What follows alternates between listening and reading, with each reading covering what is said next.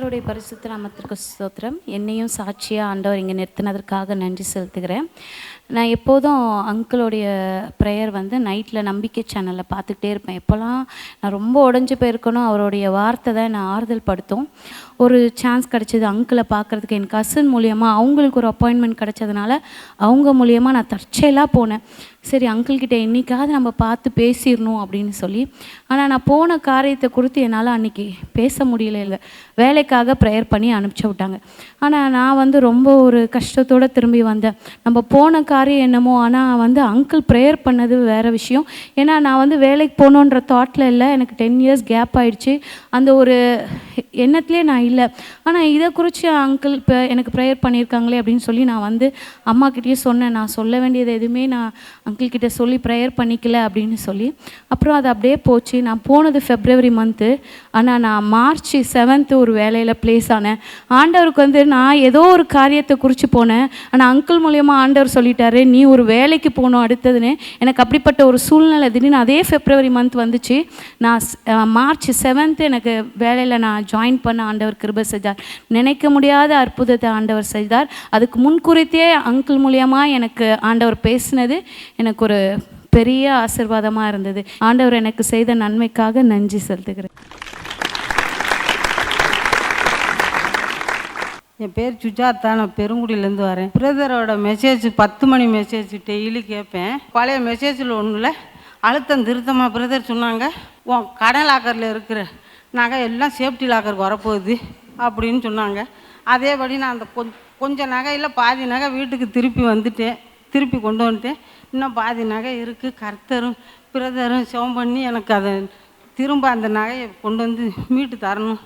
அதுக்கு ஸ்தோத்திரம், ஆண்டவருக்கு ஸ்தோத்திரம்.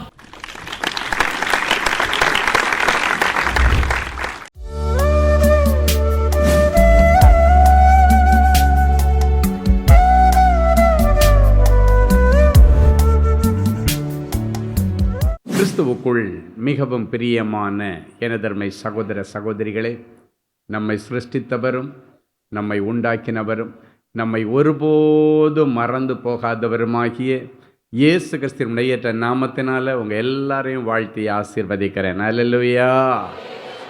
எல்லாரும் சந்தோஷமாக இருக்கீங்களா? இந்த நாளிலும் ஆண்டவருடைய பாதப்படியிலே அமர்ந்து, ஆண்டவரே, என் பிள்ளைகளுக்கு என்ன வார்த்தை சொல்லி ஆசீர்வதிக்க விரும்புகிறேன். இன்றைக்கு உடைய பிள்ளைகளுக்கு பரலோகத்திலிருந்து நீர் கொண்டு வந்திருக்கிற இறை செய்தியின் மன்னா என்ன? தேவ சமூகத்திலே ஜெபத்திலே தரித்திருந்த பொழுது கர்த்தருடைய ஆவியானவர் கொடுத்த வசனம் ஏசாயா தீர்க்கதரிசியின் புஸ்தகம் 41ஆம் அதிகாரம் 17வது வசனம் இப்படியாய் சொல்லுகிறது. வாசிக்கலாமா? சிறுமையும் எளிமையும் ஆனவர்கள் தண்ணீரை தேடி அது கிடைக்காமல் அவர்கள் நாவு தாகத்தால் வரலும் போது கர்த்தராகிய நான் அவர்களுக்கு செவி கொடுத்து இஸ்ரவேலின் தேவனாகிய நான் அவர்களை கைவிடாதிருப்பேன். இந்த நாள் செய்தியின் தலைப்பு கைவிடாத நேச கரம். இந்த வசனம் சொல்லுகிறது, சிறுமையும் எளிமையும் ஆனவர்கள் தண்ணீரை தேடி அது கிடைக்காத பட்சத்திலே நாவு தாகத்தால் வரலும் போது கர்த்தராகிய நான் அவர்கள் கண்ணீருக்கு செவி கொடுத்து ஜெபத்திற்கு செவி கொடுத்து இஸ்ரவேலின் தேவனாகிய நான் அவர்களை கைவிடாது இருப்பேன் என்று சொல்லுகிறார். சிறுமையும் எளிமையும் ஆனவர்கள் என்று இந்த வசனம் தொடங்குகிறது. இன்றைக்கு அநேகருக்கு முன்பாக நீங்கள் சிறுமைப்படுத்தப்பட்டிருக்கலாம், அற்பமாய் எண்ணப்பட்டிருக்கலாம், உங்களை ஒரு பொருட்டாக மனுஷர்கள் மதிக்காத சூழ்நிலை இருக்கலாம், உங்களை ஒரு மனுஷனாக கூட அவங்க நடத்தாத எடுத்துக்கொள்ளாத ஒரு சூழ்நிலையில் உங்களை ஒரு மிருகத்தை போல அடிமைத்தனமாக நடத்தி கொண்டிருக்கிற நாட்கள் இன்றைக்கு வரைக்கும் இருக்கலாம். இன்றைக்கு அந்த அடிமைத்தனத்தின் நாட்களுக்கு ஆண்டவர் முடிவை கொண்டு வருகிறார். எந்த குடும்பத்திலே நீங்கள் சிறுமைப்படுத்தப்பட்டீர்களோ அதே இடத்திலே ஆண்டவர் உங்கள் பெயரை பெருமைப்படுத்துவார். ஆண்டவர் எப்பொழுதுமே பேதைகளை தெரிந்து கொண்டு அவர்கள் மூலமாக ஞானிகளை வெட்கப்படுத்துகிறவர். ஆகாதென்று எல்லாராலும் ஒதுக்கி தள்ளப்படுகிற கற்களை எடுத்து மூலைக்கல்லாய் உருவாக்கி பயன்படுத்துகிற ஆண்டவர் நம்முடைய ஆண்டவர். எனவே நான் சிரமப்படுத்தப்பட்டிருக்கிறேன். எல்லாரும் என்ன அற்பமாக நினைக்கிறாங்க, அற்பமாக பேசுகிறாங்க. ஏன்னா நான் தான் இன்னைக்கு ஊருக்கெல்லாம் பாட்டும் பழமொழியுமா இருக்கிறேன். நான் அவங்களுக்கு எந்த கெடுதலும் செய்யலை, ஆனாலும் என்னை பற்றி தப்பு தப்பாக ஊரெல்லாம் பேசிகிட்டு இருக்கிறாங்க என்று வேதனையோடு வந்திருக்கிற தேவனுடைய பிள்ளைகளே, உங்களுடைய கண்ணீரை இன்றைக்கு ஆண்டவர் பார்க்கிறார். ஆண்டவர் சொல்லுகிறார், அப்படி சிறுமைப்படுத்தப்பட்டவர்கள் தண்ணீரை தேடி, ஒரு ஆசீர்வாதத்தை தேடி, ஒரு வேலையை தேடி, ஒரு நல்ல வருமானத்தை தேடி, ஒரு அபிஷேகத்தை தேடி அது கிடைக்காத பட்சத்திலே நான் வறண்டு போகிறது, மனது உடைந்து போகிறது, ரொம்ப பிரயாசப்படுற, ஆனால் கிடைக்கல. இவங்க ஏற்கனவே என்னை சிரமப்படுத்துகிறாங்க, ஏற்கனவே எல்லாரும் என்னை அற்பமாக நினைக்கிறாங்க, அவங்க முன்னால் எனக்கு எப்படியாவது ஒரு நல்ல வேலை கிடைச்சா நான் அவங்களுக்கு முன்னால் உயர்ந்து காட்டுவேன்னு சொல்லி நிறைய முயற்சிகளை எடுக்கிறீர்கள். ஆனால் நேற்றைக்கு வரைக்கும் நீங்கள் தண்ணீரை தேடி அலையும் பொழுது, முன்னேற்றத்திற்கு ஒரு வழியை தேடி அலையும் பொழுது, வாழ்விற்கு ஒரு வழியை தேடி அலையும் பொழுது, அந்த வாழ்வு கூட உனக்கு கிடைக்காதபடிக்கு அங்கெல்லாம் ஏமாற்றம் வருகிறது. தண்ணீர் கிடைக்கல, வேலை கிடைக்கல, ஒரு நல்ல வருமானத்திற்கு வழி கிடைக்கல, வாழ்வு கிடைக்கல என்கிற நேரத்தில் உங்களுடைய நாவு தாகத்தால் வறண்டு போயிருக்கிறது, உங்களுடைய இருதயம் வறண்டு போகிறது, நொந்து போகிறது, இருதயத்திலே சோர்வு வந்து விடுகிறது. அப்படிப்பட்ட சூழ்நிலையிலே நான் அவர்களுக்கு செவி கொடுத்து இஸ்ரவேலின் தேவனாகிய நான் அவர்களை கைவிடாதிருப்பேன் என்று ஆண்டவர் சொல்லுகிறார். என் அன்பு தேவனுடைய பிள்ளைகளே, இன்றைக்கு ஒருவேளை நீங்கள் மருத்துவர்களால் கைவிடப்பட்ட நிலைமையில் இதுக்கு மேலே உங்களுக்கு இந்த வியாதிக்கு மருத்துவம் கிடையாது, மருந்தும் கிடையாதுமா, இருக்கிறது வரைக்கும் நீங்கள் அப்படியே இருந்துட்டு நல்லா சாப்பிடுங்க, இருக்கிறது வரைக்கும் சந்தோஷமாக இருந்துட்டு அதுக்கப்புறம் ஆண்டவர் அழைக்கும் போது போயிருங்கன்னு சொல்லி இருக்கலாம். இல்லாவிட்டால் உங்கள் பிள்ளைகளை பார்த்து, அப்பா இருக்கிறது வரைக்கும் நல்லா பார்த்துக்கப்பா, இனி எவ்வளவு நாள் இருப்பாருன்னு சொல்ல முடியாது, அம்மாவுக்கு இன்னும் எவ்வளவு நாள் இருக்குதுன்னு சொல்ல முடியாது, இருக்கிறது வரைக்கும் அவர் ஆசைப்படுறதை எல்லாம் கொடுத்து அவரை நல்லா வச்சுக்குங்க என்று சொல்லி ஒருவேளை மருத்துவர்கள் அவர்கள் படித்த படிப்பின் நிமித்தம், அவர்கள் கற்றுக்கொண்ட அவருடைய அனுபவங்களின் நிமித்தம் ஒருவேளை உங்களுடைய வியாதியை குணமாக்க முடியாமல் இருக்கலாம். ஆனால் இன்றைக்கு பரம வைத்தியர் ஒருவர் இருக்கிறார், அவரை தேடி வந்திருக்கிறீர்கள். அவர் வார்த்தையை அனுப்பி குணமாக்குகிறவர், தன்னுடைய தழும்புள்ள கரத்தை வைத்து உன்னை குணமாக்குகிறவர். கட்டாயம் இன்றைக்கு உன்னுடைய வியாதிகளுக்கெல்லாம் ஒரு முடிவு வரும், உன்னுடைய எல்லா நெருக்கடிகளுக்கு ஒரு முடிவு வரும். எல்லாரும் உன்னை அற்பமாக நினைச்சதுக்கு காரணம் ஒருவேளை அவங்க எதிர்பார்க்கிற ஒரு அந்தஸ்து உன்னிடத்தில் இல்லாமல் இருக்கலாம், அவர்கள் எதிர்பார்க்கிற ஒரு பெரிய வருமானமோ இல்லைன்னா செல்வங்கள் உன்னிடத்தில் இல்லாமல் இருக்கலாம். ஆனால் என் ஆண்டவர் உன் செல்வத்தை பார்த்து உன்னை நேசிக்கிறவர் அல்ல, உன் வருமானத்தையும் உன் அந்தஸ்தையும் வைத்து உன்னை அழைத்து அரவணைக்கிறவர் அல்ல. நீ எப்பேற்பட்ட சூழ்நிலையில் இருந்தாலும் உன்னை தேடி வந்து அவர் ஆசீர்வதிக்கிற தேவன். உனக்காகத்தான் அவன் பரலோக மேன்மையை விட்டு துறந்து இந்த பூமியிலே வந்து உனக்காக தன் ஜீவனை கொடுத்த ஆண்டவர் உன்னுடைய வியாதியிலிருந்து உனக்கு ஒரு விடுதலையை கொடுக்க மாட்டாரா? உனக்காக ஜீவனை கொடுத்த ஆண்டவர் உன்னுடைய தரித்திரத்திலிருந்து உன்னை விடுதலையாக்க மாட்டாரா? கட்டாயம் ஆண்டவர் ஒரு அற்புதம் செய்வார். இன்னைக்கு ஆண்டவர் உங்களை பார்த்து சொல்றாரு, உங்களுடைய வாழ்க்கையிலும் ஒரு பொற்காலம் ஆரம்பித்து விட்டது. நீங்களும் சந்தோஷமாக ஆண்டவருக்கு முன்னால, இப்போ எனக்கு வியாபாரம் நல்லா இருக்குது, இப்போ எனக்கு நல்ல சம்பளம் கிடைச்சதுயா, நல்லா இருக்கிறேன், குடும்பத்தில் உள்ள நெருக்கடி எல்லாம் மாறிச்சு, கஷ்டம் எல்லாம் மாறிடுச்சு, என் பிள்ளைங்க வழி புரண்டு போனாங்க, ஆண்டவர் வழிக்கு நேரடியாய் கொண்டு வந்தார் என்றெல்லாம் சொல்லி நீங்கள் சந்தோஷப்படுகிற நாட்கள் வந்து விட்டது. இந்த நல்ல கர்த்தரை தெய்வமாய் கொண்டிருக்கிற நீங்களும் நானும் பாக்கியவான்கள். அவர் நல்லவராய் இருக்கிறபடியினாலே தான் இன்றைக்கு நீங்களும் நானும் உயிரோடு இருக்கிறோம். கடந்த 3 கொரோனா காலங்கள் நம்ம சுற்றி எத்தனையோ பேரை கண்ணு முன்னால் காப்பாற்ற முடியாமல் தூக்கிட்டு போயிடுச்சு மரணம். அவர்களை காட்டிலும் நீங்களும் நானும் பரிசுத்தமானவர்கள் கிடையாது. ஆண்டவருடைய சுத்த கிருபையிலே நாம் வாழ்ந்து கொண்டிருக்கிறோம், ஆண்டவர் கொடுத்த வாய்ப்பிலே நாம் வாழ்ந்து கொண்டிருக்கிறோம். என் அன்பு தேவனுடைய பிள்ளைகளை, ஆண்டவர் கொடுத்திருக்கிற இந்த வாய்ப்பை நீங்கள் சரியாக பயன்படுத்தி கொள்ள வேண்டும். ஆண்டவருக்கு கனி கொடுக்கிற பிள்ளைகளாக இருக்க வேண்டும். நீங்கள் இந்த தேசத்திற்கு ஆண்டவருக்கு உப்பாய் இருக்க வேண்டும் என்று ஆண்டவர் விரும்பி உங்களுக்கு ஜீவனை கொடுத்து தயவு பாராட்டி ஆண்டவர் வைத்திருக்கிறார். உலகமெங்கும் அந்த அழிவுகள் வந்தது. ஆனாலும் கர்த்தர் கிருபையாயிருந்தார். அந்த கிருபை இன்றைக்கு நம்மை வாழ வைத்து கொண்டிருக்கிறது. அந்த கிருபை இன்றைக்கு நம்மை மறுபடியும் உயிர்ப்பித்து நம்முடைய அன்றாட பணிகளை செய்ய வைத்து கொண்டிருக்கிறது. எனவே இன்றைக்கு ஆண்டவர் சொல்லுகிறார், அவர் உன்னை கைவிடாதவர். அவருடைய கைவிடாத நேச கரம் இன்றைக்கு உங்களுக்கு நேராக நீட்டப்படுகிறது. ஒருவேளை பாவம் என்கிற ஒரு பெரிய சேற்றில் விழுந்து கிடந்து வெளியே வருவதற்கு முயற்சி எடுத்தாலும் உன்னுடைய மாம்சீகம் அதற்கு ஒத்துழைப்பு கொடுக்காமல் மீண்டும் மீண்டும் அந்த பாவத்திலே உன்னை விழ பண்ணுகிறதா? என் ஆண்டவருடைய அழகான கரம், உன்னை நேசிக்கிற கரம், உன்னை கைவிடாத கரம். நீ அந்த பாவத்திலே விழுந்து மடிந்து அழிந்து போய் நீ நரகத்திற்கு போவது என் ஆண்டவருக்கு விருப்பமில்லை. நீ இருக்கிற இடத்திலே ஆண்டவர் தன்னுடைய கரத்தை நீட்டுகிறார். நீ எழும்பி வா மகளே என்று சொல்லுகிறார். அந்த குறிப்பிட்ட பாவத்தை விட்டு வெளியே வா மகனே, தேவையில்லாத அந்த தொடர்பை விட்டு வெளியே வா மகளே. ஆண்டவரே, இந்த நாளிலே எனக்கு உதவி செய்யும் என்று நீ அங்கு இருந்து நீ கூப்பிட்டால் ஆண்டவர் இறங்கி வந்து உனக்கு கை கொடுத்து உன்னுடைய அந்தகார பாவத்திலிருந்து, அந்தகார இருளிலிருந்து, நீ செய்கிற எல்லா விதமான அசுத்தங்களிலிருந்து உன்னை ஆச்சரியமான ஒளியினிடத்திற்கு கொண்டு வந்து ஆண்டவர் உனக்கு செய்த புண்ணியங்களை இனி ஊர் ஊராய் நீ போய் சொல்லுவதற்கு கர்த்தர் உனக்கு அனுக்கிரகம் பண்ணுவார். அது ஆண்டவருக்கு லேசான காரியம். இன்றைக்கு நீங்கள் செய்ய வேண்டியது ஒன்றே ஒன்று. ஆண்டவரே, நான் பாவம் செய்தேன், உம்மை மறுதலித்தேன், உம்மை விட்டு தூரமாய் போனேன், ஆனாலும் என்னை வாழ வைத்துக் கொண்டிருக்கிறீர். எனக்கு இன்னொரு வாய்ப்பு தாரும், நான் இன்னும் வாழ வேண்டும். ஆண்டவரே, என்னுடைய இந்த பாவ பழக்கத்திலிருந்து எனக்கு ஒரு விடுதலையை தாரும் என்று சொல்லி நீங்கள் உங்களுடைய இருதயத்திலிருந்து ஆண்டவரை நோக்கி கூப்பிட்டால் கட்டாயம் ஆண்டவர் உங்களுக்கு ஒரு அற்புதம் செய்வார். ஒரு ஐஸ்வர்யவானும் ஒரு சாதாரண மனுஷனும் தேவாலயத்திலே ஜெபிக்க போனார்கள். அந்த ஐஸ்வர்யவான் ஆல்டருக்கு முன்னால போய் நின்று தன்னுடைய பெருமைகளை பேசி கொண்டிருந்தான். ஆண்டவர் அவனை சட்டைய பண்ணல. ஆனால் பின்னால் ஒரு ஏழைக்காரன் அவன் தன்னுடைய மார்பிலை அடித்து கொண்டு, ஆண்டவரே, உம்முடைய அண்டையிலே வருவதற்கு எனக்கு எந்த தகுதியும் இல்லை, ஆனாலும் வந்திருக்கிறேன், ஆண்டவரே என்னை ரட்சியும், என் பாவங்களை மன்னியும் என்று தன்னுடைய மார்பிலை அடித்து கொண்டு பாவ மன்னிப்பிற்காக ஆண்டவரிடத்திலே கதறினான். முன்னால நின்று நான் உங்களுக்கு அதை கொடுத்த இதை கொடுத்தவன்னு சொன்னவன் திரும்பி போகும்போது ஆண்டவருடைய ஆசீர்வாதத்தோடு போகவில்லை. பின்னால் ஒருவன் மார்பிலை அடித்து கொண்டு, ஆண்டவரே என்னை மன்னியும் மன்னியும் என்று சொன்னானே, அவனைத்தான் நான் ஆசீர்வதித்து அனுப்பினேன் என்று ஆண்டவர் சொன்னார்.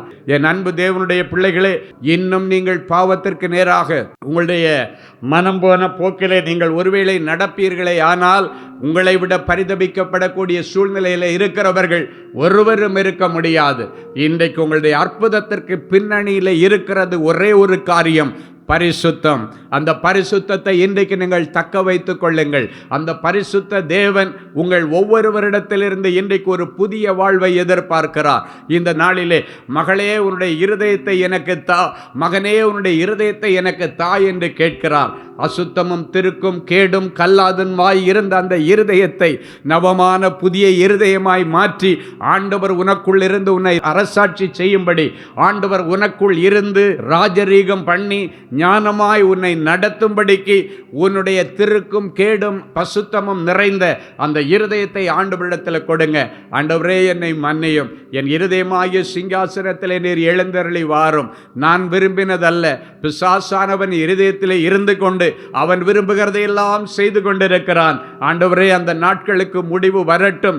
நான் வேண்டாம் என்று நினைக்கிறதை கூட என்னையும் தாண்டி அவன் செய்து என்னுடைய இருதயத்தை துக்கப்படுத்துகிறான், என் சரீரத்தை பாவத்திற்கு இழுக்கிறான். அந்த நிலைமை போதும் ஆண்டவரே. இன்றைக்கு பிறகு அவனுடைய அரசாட்சியை என் இருதயத்திலிருந்து பிடுங்கி போட்டு உம்முடைய ராஜரீகம் பண்ணுகிற அரசாட்சி என்னுடைய இருதயத்திலே வருவதாக, உம்முடைய ராஜ்யம் வருவதாக, உம்முடைய அரசாட்சி எனக்குள் வந்து இருப்பதாக.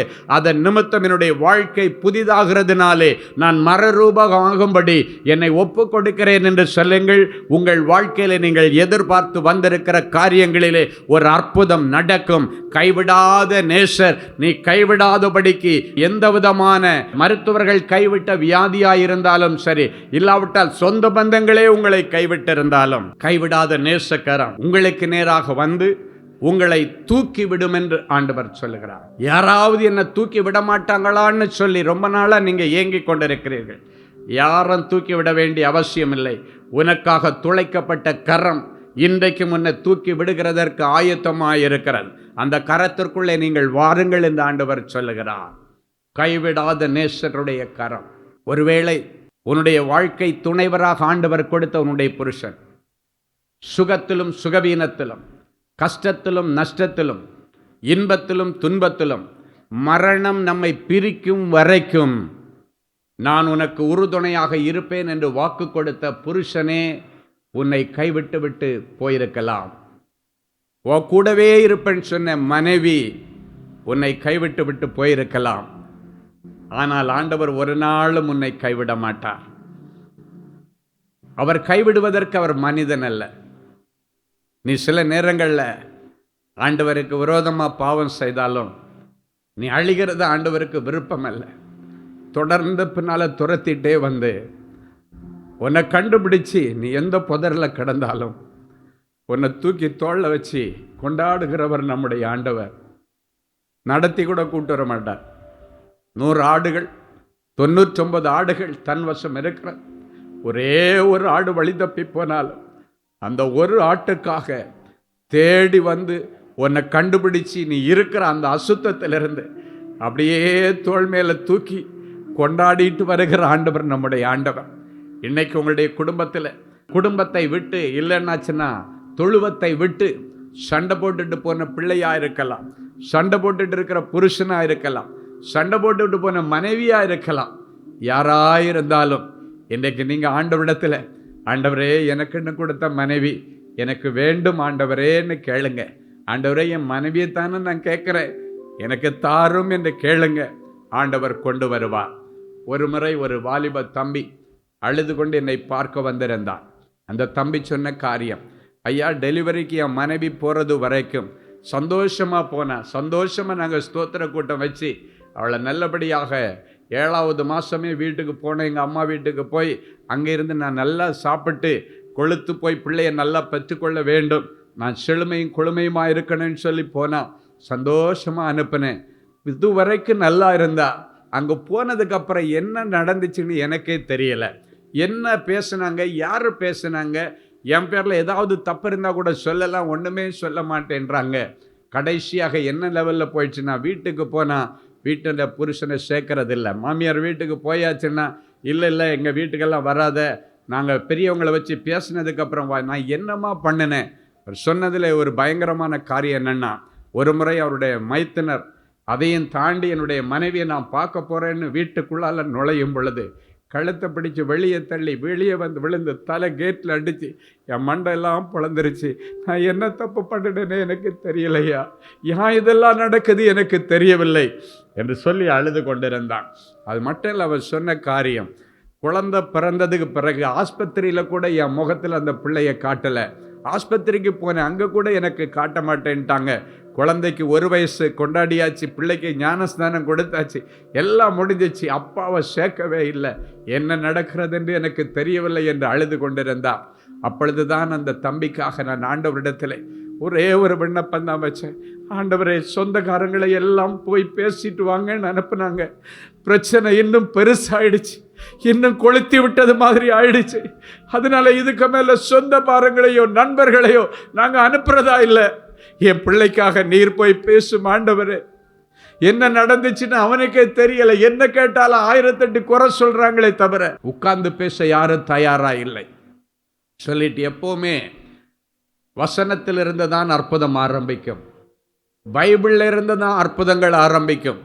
நான் ஆண்டவரிடத்தில் சொன்னேன், ரகசியமாக மரியாளை விலக்கி விடுவதற்காக யோசேப்பு தீர்மானித்த போது சம்பந்தப்பட்ட யோசேப்பிடத்தில் நீர் நேரடியாய் பேசினீர், வேற யாரிடத்திலையும் பேசல. உன்னுடைய மனைவியாகிய மரியாளை சேர்த்து கொள்ள ஐயப்படாது என்று சொன்னீங்களே, அந்த வசனத்தை ஒரு பிரசங்கிக்கிற பிரசங்கியார் நான். அந்த வார்த்தை நேற்றும் இன்றும் என்றும் மாறாதது என்பதை உலக ஜனங்கள் அறிந்து கொள்ள வேண்டும். இந்த தம்பியுடைய குடும்பம் அறிந்து கொள்ள வேண்டும். ஆண்டவருடைய வார்த்தையில இன்றைக்கும் ஜீவன் இருக்கிறது, வருஷங்கள் கடந்து ஜீவன் இருக்கிறது என்பதை அறிந்து கொள்ளும்படி இந்த வசனத்தை என் பிள்ளைக்காக நான் அனுப்புகிறேன். அவருடைய மனைவியிடத்தில் நீர் நேரடியாய் பேசும். உன் புருஷனோடு வாழ நீ ஐயப்படாதே, அந்த ஒரே வார்த்தையை இன்றைக்கு நீர் பேசும். இதுக்கு மேலே நிபந்தனையற்ற விதத்தில் அவளே இந்த வீட்டுக்குள்ள பிள்ளையை தூக்கிட்டு வரணும். இது செய்வது உமக்கு லேசான காரியம். இன்றைக்கு மனைவி கைவிட்டு போனதுனால இவன் இயல்பு நிலை பாதிக்கப்பட்டு டிப்ரெஷன் டேப்லெட் எடுக்கக்கூடிய நிலைமையில் இருக்கிறான். இந்த டிப்ரெஷன் டேப்லெட்டுக்கெல்லாம் முடிவு கட்ட வேண்டும். இந்த வசனத்தை அனுப்பி ஜெபம் பண்ணிட்டு சொன்னேன், தம்பி இதுக்கு மேலே நீ போக வேண்டியதில்லை, அவளா வீட்டுக்கு பிள்ளையை கூட்டுட்டு வருவா, எந்த கண்டிஷனும் போடாமல் வருவா. அவள் வந்த உடனே அவளை கூட நீ சேர்ந்து கொள். அவளுக்குள் இருக்கிற இருள் இன்றைக்கு விலகுகிறது. அந்த பிரிவினையின் ஆவியை அவளை விட்டு ஆண்டவர் இப்பொழுது வெளியேற்றுகிறார். ஐக்கியத்தின் ஆவியானவர் உங்களோடு கூட இருக்கிறார் சொல்லி கடைசியாக ஜெபிக்கும் பொழுது சொன்னேன், நீ 2000 வருஷங்களுக்கு முன்பாக ஒரு ஜெபித்த ஜெபத்தை கடைசியாக சொல்லி என் பிள்ளையை ஆசீர்வதிக்கிறேன். பிதாவே, நாம் ஒன்றாயிருக்கிறது போல இவர்களும் நம்மில் ஒன்றாயிருக்கும்படி என்று ஜெபித்தீரே. அந்த ஜெபத்தின்படியாக இந்த குடும்பமும் கணவனும் மனைவியும் பிள்ளையும் உம்மில் ஒன்றாயிருக்கும்படி நீர் ஜெபித்த ஜெபத்தை என் பிள்ளைகளுக்காக நான் சொல்லுகிறேன். அற்புதம் செய்ததற்காய் ஸ்தோத்திரம் சொல்லி அனுப்பி வைத்து விட்டேன். அடுத்த நாள் சாயங்காலம், நிறைய நாளெல்லாம் இல்லை, சாயங்காலம் பல கூட என்னெல்லாமோ வாங்கி கொண்டு கணவனும் மனைவியும் பிள்ளையுமாக ஜெபகோபுரத்துக்கு வந்தார்கள். என்னாச்சுன்னு கேட்டால் அந்த மகள் சொல்லுகிறாள், குறிப்பிட்ட ஒரு நேரத்தை சொல்லி, அப்படின்னா அவன் இங்கே அடைக்கல பட்டணத்தில் வந்து அழுது அவனுக்காக ஜெபித்து கொண்டிருக்கிற நேரம் அவன் கரெக்டாக சொல்ல. அது வரைக்கும் என்னுடைய புருஷன் மேலே எனக்கு ஒரு பெரிய வெறுப்பு. சிலர் அவரை குறித்து சில தகாத காரியங்களை சொன்னாங்க. அதனால் அவர் கூட வாழ்கிறதே நான் ஒரு அருவருப்பாக கருதினேன். அதனால தான் எந்த ஒரு காரியத்திற்கு நான் உடன்படவே இல்லை. ஆனால் இன்னைக்கு ஆண்டவர் எனக்கு கேரண்டி கொடுத்தார். நேற்றைக்கு என்ன கொடுத்தாருன்னா, உன்னுடைய புருஷனோடு வாழ நீ ஐயப்படாதேன்னு ஆண்டவர் அவரை குறித்து எனக்கு சாட்சி சொன்னார். இதுக்கு மேலே யார் என்ன சொன்னாலும் நான் நம்ப மாட்டேன். அந்த நேரத்தில் இருந்து என் புருஷனை அருவருப்பான்னு நினச்சேன்னா ஆசீர்வாதமாக நினச்சேன். எங்கள் வீட்டில் சொன்னாங்க, பேசி முடித்து கூட்டுட்டு போவோம், யாரும் பேச வேண்டாம், என் புருஷன் நானே பேசிக்கிறேன்னு சொல்லி நான் கிளம்பி வந்தேன் ஐயான்னு சொன்னாங்க. இந்த காரியத்தை எல்லாம் என் ஆண்டவர் ஒருவரால் தான் செய்ய முடியும். என் அன்பு தேவனுடைய பிள்ளைகளே, யார் உன்னை கைவிட்டாலும் கைவிடாத கரமும் கூட இருக்குமே. ஆனால் பிரிந்து போன உறவுகளை எல்லாம் ஆண்டவர் இன்றைக்கு கூட்டி சேர்ப்பார். வேதம் சொல்லுகிறது, எருசலேமே எருசலேமே, கோழி தன் குஞ்சுகளை இறக்கைக்கு கீழே கூட்டி சேர்க்கிறது போல உன்னை அநேகம் தரம் கூட்டி சேர்க்க மனதாயிருந்தும் நீ அதற்கு விருப்பமில்லை, நீ அதுக்கு ஒத்துழைப்பு கொடுக்கவில்லை என்று புலம்பின ஆண்டவர் இன்றைக்கு உங்களை பார்த்து, மகனே மகளே, உன்னை அநேகம் தரம் நான் கூட்டி சேர்க்க மனதாயிருந்தேன், ஆனாலும் நீ எனக்கு இடம் கொடுக்கவில்லை. ஆனால் இன்றைக்கு உனக்கு ஆண்டவர் ஒரு வாய்ப்பை கொடுக்கிறார். உனக்கு கிடைத்திருக்கிற இந்த நாளில் ஆகிலும் தேவனுடைய ராஜ்யத்திற்கும் நீதிக்கும் ஏற்றதை தேடினால் நலமாயிருக்கும் என்று ஆண்டவர் சொல்லுகிறார். ஹல்லேலூயா. சிறுமையும் எளிமையுமானவன் தண்ணீரை தேடி, ஏதோ ஒரு நன்மையை தேடி, அது கிடைக்காத பட்சத்தில் ஏமாற்றத்தோடு நான் வறண்டு இருதயம் உடைஞ்சி சுற்றி கொண்டிருக்கிற நேரத்தில் நான் அவனுக்கு எதிர்பட்டு அவன் சூழ்நிலையை கண்டு அவனுக்கு உதவி செய்து அவனை கைவிடாதிருப்பேன் என்று சொன்ன தேவனே, என் பிள்ளைகளும் எத்தனையோ முறை ஒரு வேலையை தேடி அலைஞ்சி அலைஞ்சி அலைஞ்சி அது கிடைக்காத பட்சத்தில் நான் வறண்டு போயிருக்கிறார்கள், இருதயம் உடைஞ்சி போயிருக்கிறார்கள். எத்தனை இன்டர்வியூ எழுதி பார்த்தேன், எத்தனை இன்டர்வியூக்கு போய் பார்த்தேன், எத்தனை எக்ஸாம் எழுதி பார்த்தேன், எனக்கு ஒரு வேலை கிடைக்கலையே. என் பிள்ளைகளுடைய இருதயம் வறண்டு போயிருக்கிறது. என் பிள்ளைகளுக்கு உதவி செய்யும். எல்லாரும் கைவிட்ட நேரத்தில் நான் கைவிட மாட்டேன்னு சொன்ன தேவனே, அன்றைக்கு ஆகாரையும் இஸ்மவேலையும் ஆபிரகாம் கைவிட்டு விட்டார், சாராள் கைவிட்டு விட்டாள். அந்த வனாந்தரத்திலே தண்ணி கூட கிடைக்காம பிள்ளை அழுகிற நேரத்தில் கைவிடாத நேசர் வந்து அவர்களுக்காக ஒரு தண்ணீர் நீரூற்றை ஏற்படுத்தின நேரத்தில் அதுவரைக்கும் நாவறண்டு போன என் பிள்ளைகளை கைவிடாத நேசர் ஆபிரகாமால கைவிடப்பட்டவள், சாராளால கைவிடப்பட்டவள் வனாந்தரத்தில் தன் பிள்ளைக்கு தண்ணி கூட இல்லாமல் அலைந்தாள். கடைசியாக நீர் அவர்களை கண்டுபிடித்து அவர்களுடைய தாகத்தை தீர்க்க தண்ணீரை கொடுத்து உன் பிள்ளையை பிடித்து கொண்டு போ கையிலே, அவனை பெரிய ஜாதியாக்குவேன், அவனிலே பிரபுக்கள் தோன்றுவார்கள் என்று சொன்னீரே. அதே போல என் பிள்ளைகளும் மனம் நொந்து உடைஞ்சு போய் வேலை கிடைக்காம வருமானத்துக்கு வழி இல்லாமல் என் பிள்ளைக்கு இன்னொரு நல்ல காரியம் செய்ய வைக்க முடியலையே. என் பிள்ளைக்கு ஒரு வேலை கிடைச்சதுன்னா, என் பிள்ளைக்கு வருமானத்திற்கு ஒரு வழி பிறந்துன்னா, என் பிள்ளையுடைய வாழ்க்கையில் ஒரு கல்யாணம் பண்ணி வைப்பது, என் பிள்ளைக்கு ஒரு சந்ததி கிடைக்குமே என்று இந்த தாய்மார்களுடைய கண்ணீரை கண்டு அவர்களை பார்த்து, உன் பிள்ளையை கையிலே பிடித்து கொண்டு போ, அவனை பெரிய ஜாதியாக்குவேன், அவனுக்கு பெரிய வேலையை கொடுப்பேன், அவள் ராஜாக்களோடும் பிரபுக்களோடும் உட்கார்ந்திருப்பாள் என்று ஆண்டவருடைய வார்த்தை சொல்லி, என் பிள்ளைகளையும் இவர்களுக்கு நீர் கொடுத்த ஆசீர்வாதமான குழந்தைகளையும் நீர் ஆசீர்வதித்து அனுப்புகிறதற்காய் உமக்கு நன்றி, உமக்கு நன்றி. கடைசியாக ஆண்டவர் சொல்லுகிறேன், உங்களுக்கு வேண்டியது எல்லாம் நான் தருவேன். கர்த்தரிடத்தில் அடைக்கலமாய் வந்து விழுந்திருக்கிற உங்களுக்கு ஆண்டவரால் நிறைவான பலன் இயேசுவின் மூலம் பிதாவே. ஆமேன், ஆமேன். கிறிஸ்துவுக்குள் அன்பானவர்களே, ஆண்டவராகிய இயேசு கிறிஸ்துவின் இனிய நாமத்தில் அன்பின் வாழ்த்துக்கள்.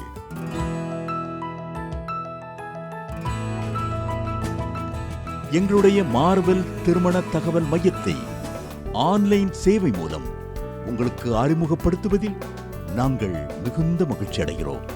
எங்களது மார்வெல் திருமண மையம் கிறிஸ்தவ குடும்பத்தில் திருமணத்திற்கு ஆயத்தமாயிருப்பவர்கள் தங்களுக்கு ஏற்ற வாழ்க்கை துணையை தேர்ந்தெடுக்க சிறந்த திருமண சேவை மையமாக இருக்கிறது.